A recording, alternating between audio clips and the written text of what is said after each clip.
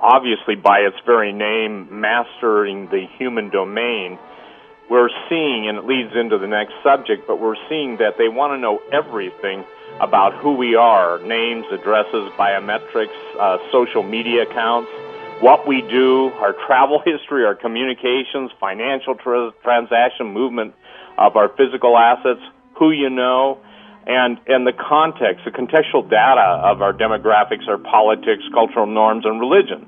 So what we're doing, I'm afraid, with Jade Helm is so multifaceted. One thing is, and they're very, the sword in the middle and the arrows pointing both ways. They want to know everything, and I think that people need to understand that in the United States, all of their effort with Jade Helm should be directed outside towards America's real threats, the tragedy of felonious aliens being released. I'm talking about now ones that have been imprisoned in the United States, the murders we've watched take the country by storm, the seemingly silence from the administration, the Justice Department, and others. Then we're dealing with the whole idea of the human domain. I'll make it real simple. They want to know everything about everyone. I challenge all the cyber attacks. I don't believe it's some ominous group of Russian hackers. The Russian hackers are too smart, and all hackers, they want money. They don't want this data information out. Information could be sold on the black market, credit cards, etc. But what's troubling to me about Jade Helm, and as you know, I'm a pretty outspoken opponent of it, never in the history of the United States have special operations under basically every different branch of the service been brought together for nighttime exercises. And do you remember, George, when they basically were saying, even to the police departments and 9/11 and sheriff's departments, if you hear any gunfire, don't respond. Mm-hmm. Well, people are terrified around the country, and rightly so, and God bless Texas. In my opinion, they have one of the most astute governors who basically says, yeah, I hear what you're saying, but I'll verify it. Remember when Ronald Reagan said, trust but verify? And it's troubling to me that, let me give you a quote from someone, and then we'll obviously know who it is. He said, how fortunate for governments that the people they administer don't think. Well, that's Adolf Hitler. So one of the things with Jade Helm is the multitudinous, different ways they're coming at us with so much data. And so I believe that it's designed to also be a cover for the positioning of troops throughout the country. It's not just the original 7 states and it's expanded into 15 states, but there's something else going on. And everybody's been postulating from earthquakes, obviously the Russian intrusions into our airspace. Russia all of a sudden went from being a partner to now being the number one defined enemy, which I categorically reject. The number one enemy of the American people seems to be those who are making war on it.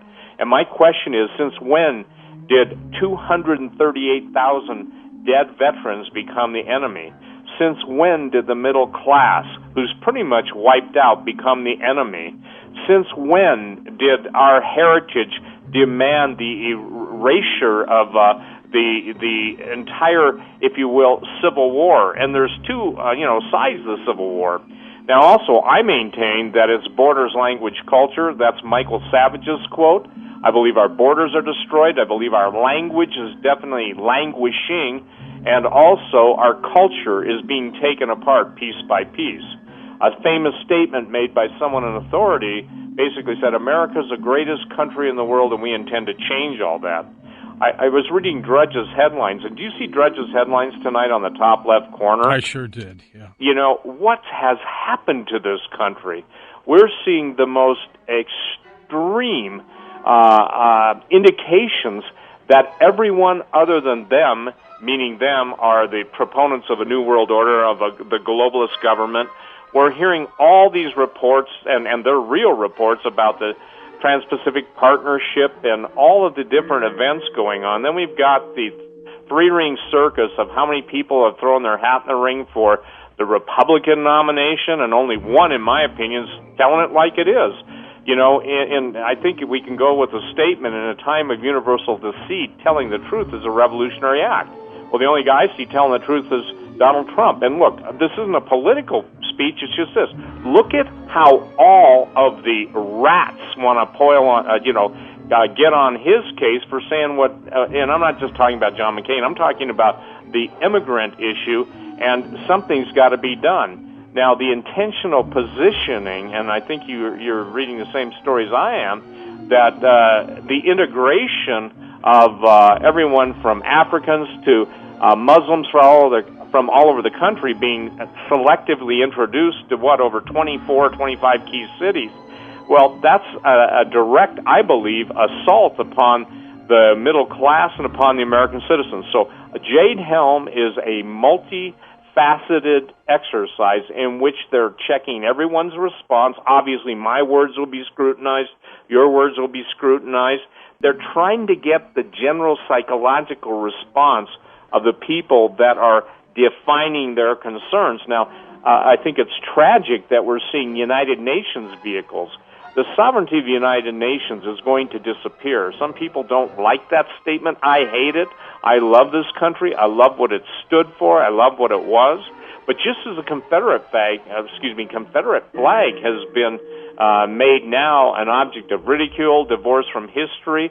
Look, I'm not saying what it stood for is all that good, but what I'm saying is, again, our national identity, our national landmarks, everything is being changed, turned into a World Heritage Site, or whatever they want to call it under Agenda 21. So Jade Helm, to me, is the military arm of the complete takeover through the identification and eradication of the American citizens. We all know Larry Graithwall, the FBI agent who penetrated the Weather Underground. Mm-hmm. And, he made the statement back in the time he did that there was plans to murder 30 or 40 million Americans. Most people simply can't get their mind around that we would actually be now, instead of the land of the home, or the land and home of the free and the brave, that now we have been turned into a bunch of criminals and knaves in the eyes of those globalists who basically, if you love the freedoms that were given to us under the Bill of Rights, the constitutional guarantees, we become a lawless nation now, and a nation that becomes lawless is capable of incredible and dangerous slaughter of its inhabitants.